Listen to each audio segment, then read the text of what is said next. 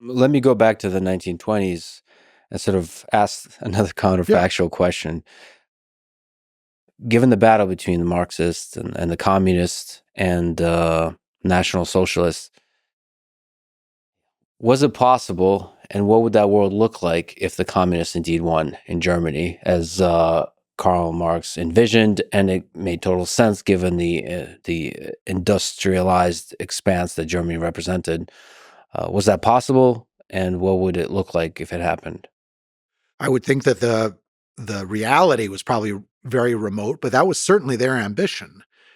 German communists get quoted as saying, after Hitler, it's our turn.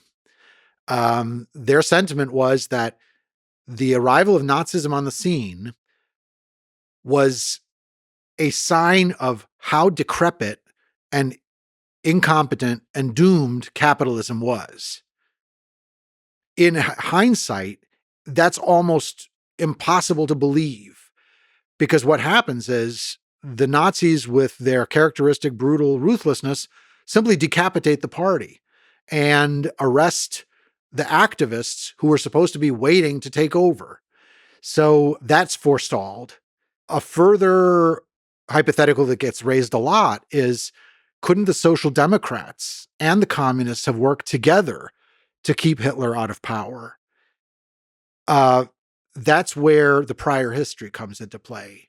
The very fact that the German Revolution in 1919 sees socialists killing socialists produces a dynamic that's so negative that it's nearly impossible to settle on cooperation.